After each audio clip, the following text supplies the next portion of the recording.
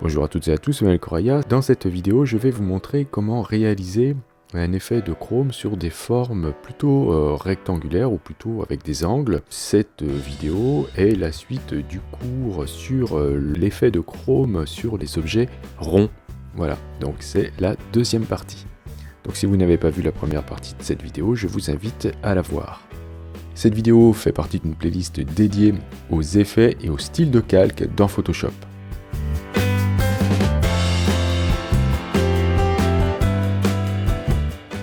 Je vais partir avec une police, cette fois-ci pas ronde mais avec des angles, donc je vais prendre Open 100, donc c'est une police qui fait partie aussi des Google Fonts, donc je vais prendre l'Open 100 Bold. Alors si vous n'avez pas de l'Open 100, vous pouvez bien sûr choisir une police qui est moins ronde que celle précédente.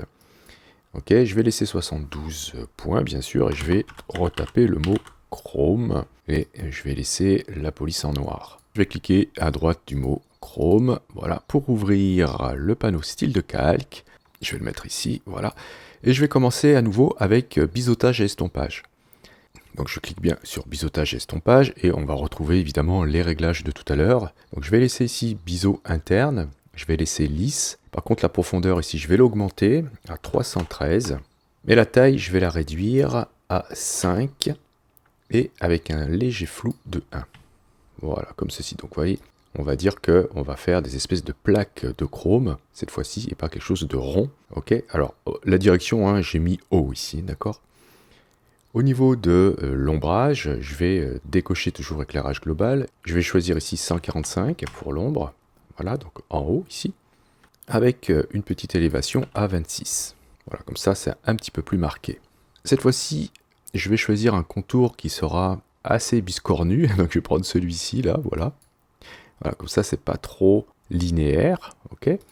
Et je vais choisir cette fois-ci superposition. Là, ça va pas changer grand-chose, mais ça pourra changer si on ajoute des effets d'incrustation. Donc superposition, voilà. Donc là, ça change rien, c'est tout à fait normal. Je vais baisser par contre l'opacité. Faut pas que ce soit trop fort parce qu'on va rajouter plein d'autres effets. Voilà, je vais le mettre à 75.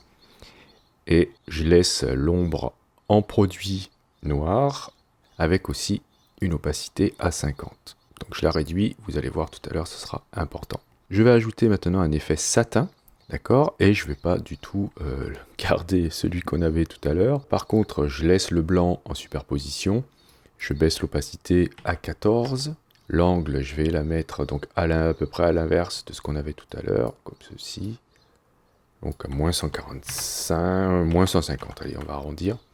La distance, je vais la réduire à 2 pixels, et la taille aussi 2 pixels. Et je vais mettre ici un contour comme ceci, et je vais l'inverser, regardez ce que ça va faire. Tac. Ça me donne un tout petit effet de reflet sur l'ensemble. Donc on peut voir avant, après, c'est très léger. Mais voilà, ça participe à l'effet de chrome, puisqu'on a l'impression qu'on a déjà l'environnement qui se reflète légèrement. Je vais ajouter maintenant une petite lueur interne. Je reste en mode superposition, par contre l'opacité je vais la baisser à 19. Et cette fois-ci je vais utiliser un dégradé. Donc je coche bien ici dégradé, je vais aller le fabriquer, donc je clique sur le dégradé pour ouvrir l'éditeur de dégradé qui est ici. Et je vais prendre un dégradé avec comme premier arrêt ici, eh bien, une valeur de gris. Allez, on va choisir un gris qui est, allez, vous mettez 6,5 ici. D'accord? Ou alors vous mettez 85, 85, 85 en RGB. Donc je valide, ok. Je vais faire attention que le premier arrêt est bien avec une opacité de 100%. Le dernier aussi. Hein, donc ici mon dégradé a de la transparence, je n'en veux pas. Je vais déplacer le dernier arrêt par ici. Voilà, et c'est ces deux couleurs-là dont j'ai besoin. Donc très simplement, pour ajouter des arrêts de la même couleur, eh bien, si je clique sur le blanc, je vais en ajouter un autre ici, donc à ce niveau-là. Je vais cliquer sur le gris et je vais le mettre au milieu, d'accord, et à la fin, ici. Donc après, je peux m'amuser à les déplacer, comme ceci.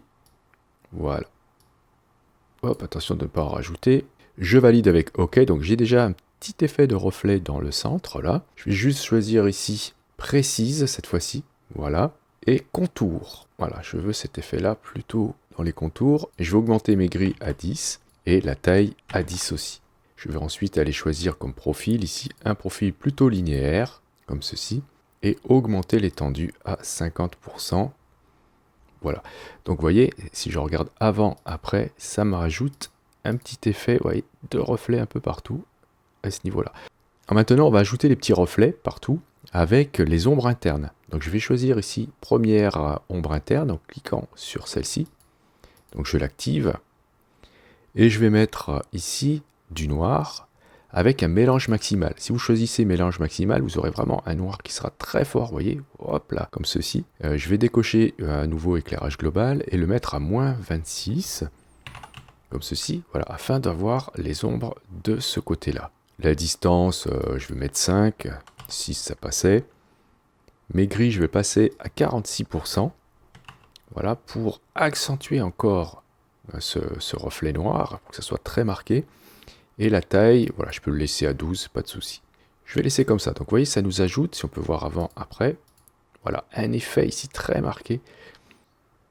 Ok, donc je vais ajouter maintenant une autre ombre interne. Donc je clique sur le petit plus ici. Et cette ombre-là, donc je vérifie bien que je travaille avec l'ombre interne qui est le plus en haut. Je vais choisir comme couleur du blanc. D'accord. Je vais baisser l'opacité à 50%. On verra tout à l'heure qu'on peut la modifier. La distance, je vais laisser pareil. Et au niveau des contours, mettre un contour un peu biscornu comme ceci.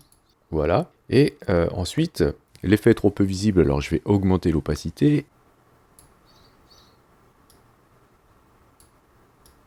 Je vais mettre 14 plutôt là. Hop, 14. Je vais mettre ici -14 d'orientation. Je vais la distance mettre allez, 5 pixels. Mes gris, je vais le mettre à, voilà, peut-être aux alentours des 50.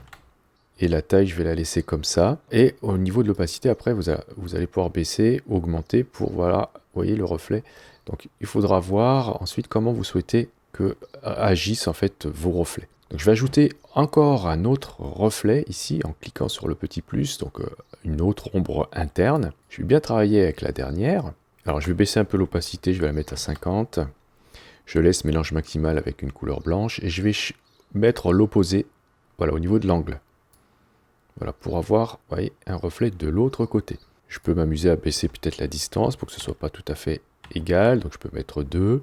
Je peux baisser mes gris pour que ce soit encore plus marqué. Et la taille, je peux le baisser un petit peu aussi. Voilà, pour avoir un effet légèrement différent. Et je vais laisser par contre le contour comme ceci. Ok, pour peaufiner le tout, je vais ajouter une nouvelle ombre interne en cliquant sur le petit plus ici. Je vais laisser maximal 50%, je vais changer la direction, je vais la remettre de l'autre côté, ok, et je vais mettre ici 40, 10, je vais le laisser, et je vais changer par contre ici le profil, je vais le mettre comme ceci. Voilà, vous voyez, ça nous fait quelque chose d'un peu plus clair. Donc on peut baisser ensuite, voilà, le reflet si on veut, à ce niveau-là. Je vais aller après ajouter des dégradés. Donc je vais cliquer ici sur incrustation dégradée. Je vais choisir ici le mode normal. L'opacité, je vais la mettre à 100%. Et je vais aller choisir comme dégradé, en cliquant sur le dégradé ici, un dégradé qui sera très foncé. Donc je vais supprimer, en les faisant glisser comme ça, les arrêts. Je vais en laisser que 3. Ceux qui sont aux extrémités, je vais les mettre en noir. Comme ceci. Et celui du milieu, je vais le mettre avec une valeur très sombre. Je vais mettre ici 20 en RVB partout. 20, 20 et 20. Ok. Et peut-être que celui du milieu, là, vous voyez, le losange, je vais le remettre à une position de 50%. Très bien. Donc, on peut voir ce que ça nous fait. Un tout petit effet de dégradé. Ok, alors je vais juste vérifier une chose. Je me souviens plus si j'ai mis en bold ici, donc je vais cliquer sur OK pour valider, je reviendrai après. Vérifier dans le panneau propriétés si je suis bien en bold. Je vais peut-être me mettre ici en extra bold pour voir ce que ça donne. Voilà, donc je choisis l'extra bold parce que je trouve qu'on va peut-être mieux voir l'effet. Ok, et je vais recliquer à droite du mot Chrome pour ouvrir à nouveau les paramètres. Donc on en était ici à l'effet de dégradé, ici. D'accord? Je vais plutôt le mettre à 100% le dégradé et l'orienter à 90. Donc ce qu'on voit, regardez ce que ça nous fait. ça nous fait un effet de dégradé. Vous voyez ici, c'est plus sombre en bas qu'en haut, donc on a comme un petit effet de relief. Je vais poursuivre avec les dégradés, donc je peux ajouter un autre dégradé en cliquant sur le petit plus ici. Choisissez dans la liste ou créer un dégradé qui va du blanc vers le noir. On verra tout à l'heure s'il faut qu'on l'inverse ou pas. Et celui-ci, au lieu de le mettre en linéaire, je vais le mettre en radial. Ok. Je vais décocher inverser. Et vous voyez ce que ça me fait? Ça me fait une petite pointe ici que je vais pouvoir déplacer afin de faire un reflet où je veux sur le mot ici. Ensuite, vous pourrez, si vous souhaitez, eh bien, ajouter un autre dégradé. Cette fois-ci, à nouveau en linéaire. Donc, les dégradés, vous allez vous en servir pour pouvoir faire des reflets dans votre effet de chrome. Je vais ici l'inverser, plutôt que de le refaire ici. Donc, je l'inverse parce que je veux que le noir soit à gauche. Je vais laisser 90. Et là, je peux mettre en mélange maximal pour avoir quelque chose de plus marqué. Baisser l'opacité, voilà, vous pouvez vous amuser à baisser l'opacité. Si vous trouvez que le mélange maximal est trop fort, vous pouvez tester incrustation ou en mode normal, si vous voulez, et baisser l'opacité. Donc voilà. Alors, ce qui est intéressant avec les dégradés, c'est que vous pourrez du coup changer les couleurs des arrêts afin de faire un reflet coloré. Par exemple, si je mets du bleu ici, je vais pouvoir voilà, ouais, avoir un effet bleu en haut, etc. Et si je veux avoir un effet marron en bas pour faire comme si c'était un paysage qui se reflète, je pourrais le faire à ce niveau-là. Donc ici, je vais le remettre en blanc pour laisser tout en gris. Voilà. Alors une fois que j'ai terminé, je peux cliquer ici sur Nouveau style, bien sûr, et l'appeler Chrome plat peut-être. Et je valide avec OK. Donc on a ici deux types de chrome. Un qui est plus adapté pour les formes rondes, un qui sera plus adapté pour les formes plates. Celui-là est gris, hein, vous avez vu, vous pouvez changer la couleur dans les dégradés.